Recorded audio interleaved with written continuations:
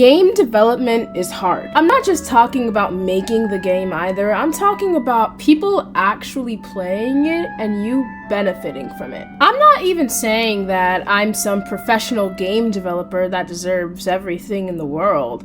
I'm just saying that I've noticed a few things between other game developers and myself.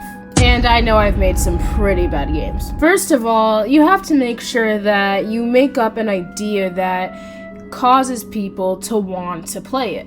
And then you have to make sure that there's no bugs when you make it, and that everything is running smoothly when you make it, and that you have a clear set plan on the timing and, everything in between. For example, I made a game called Blueprint, and I'm not saying it's the best idea in the world, but it was an idea that was kind of hard to come up with. And then after you make your idea, it comes the motivation factor. Do I want to make this? Is there a point in continuing? Why am I doing this in the first place? You know what I mean. You're tired, and then you have other things to do on top of that.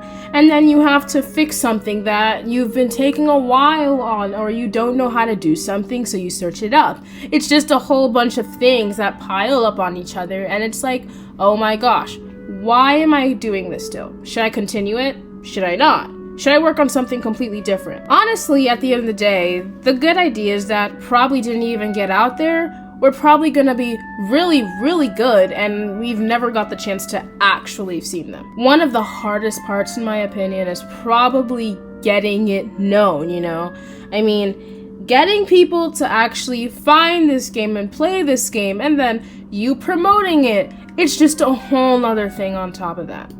Using the same example I did previously, my game Blueprint, I just finished making it, and honestly, I thought it would get a little more publicity, and it didn't. And I'm not saying that it deserves the most publicity in the world, but I would appreciate it if people played it. I did kind of take my time on that. Like, professional game developers have to really spend money on these things and really work hard on getting people to realize what the game is, and it's just really, really difficult. I'm just doing this as a hobby because, well, I really like it, but there's some people out there who really, really try to do this, and it's just really difficult for them.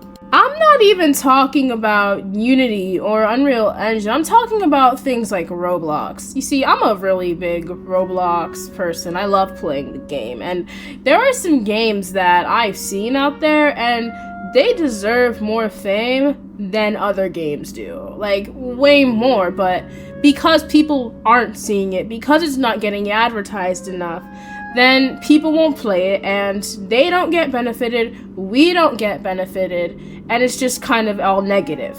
An example of this is a game on Roblox called Trick or Trust, and it was a really, really good game, and I really, really loved it.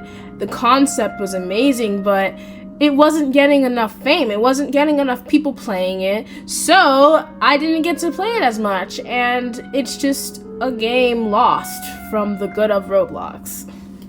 I've seen some really good games online that just never been seen before in the light of day, and I'm like, how in the world is that possible? Because I love it. Okay, let's say that the game is famous, it's doing good, but then, I don't know how to keep it engaging. I don't know how to make people continue to play it. This is probably something I've seen a lot in games that have just died down. They've had so much potential, but then they kind of just fell off because they couldn't keep people wanting to play. It was either they added really unnecessary updates or they didn't update it enough. Sometimes they just stopped working on it completely and worked on a different project. Or a better game came out and, people left them. Okay, Brad, obviously people are not gonna want to make games anymore. It's gonna be really hard because these are the standards and the expectations and the problems we have with game development. One of the things that affected me the most, though, is criticism. And I'm not talking about, oh, you could do this to make the game better. I'm talking about hardcore hatred or subtle hatred.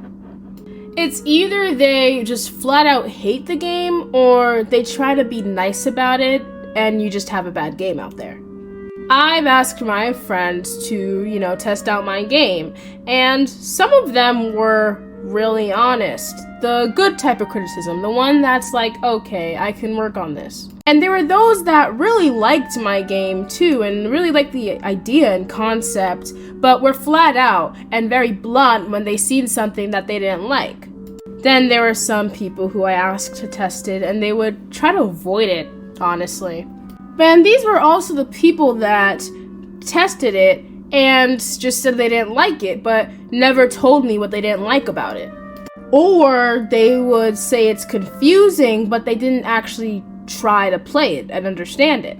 But then again, I have to think about this. Not everyone is gonna like your game, and not everyone is gonna have the same taste in the games they play. So you're not going to satisfy everybody. And to be honest, I hate that.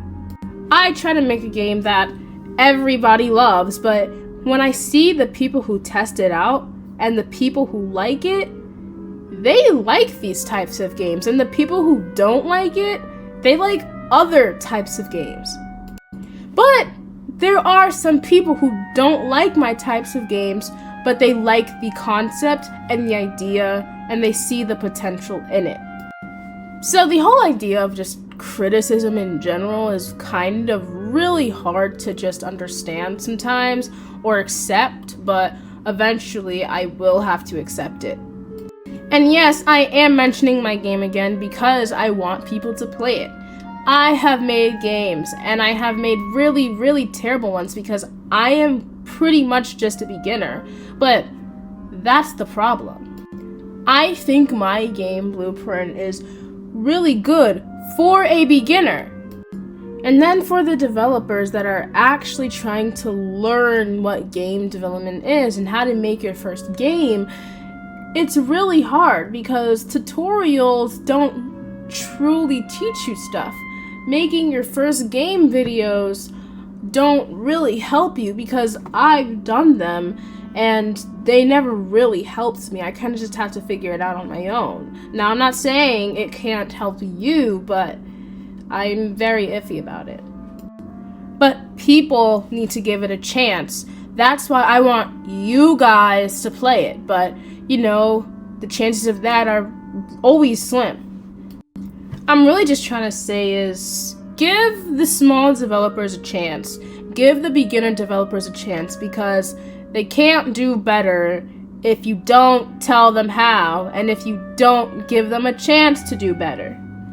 Give me a chance to do better and give us a chance to do better. Now, I don't want to be all mopey and sad about game development because I still do it. So there are some good things about it. Sometimes it can honestly be really, really fun. I mean, I do challenges sometimes, and I like to show off to my friends that I can do this and they can't. In the friendly way, of course.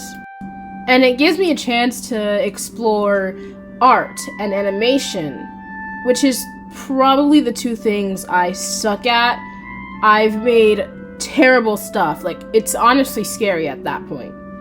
And there are those people that really hype you up and really find it cool that you're making stuff, and they kind of just play your game with you. Even if it's cringy and bad, they still enjoy it with you because you made it.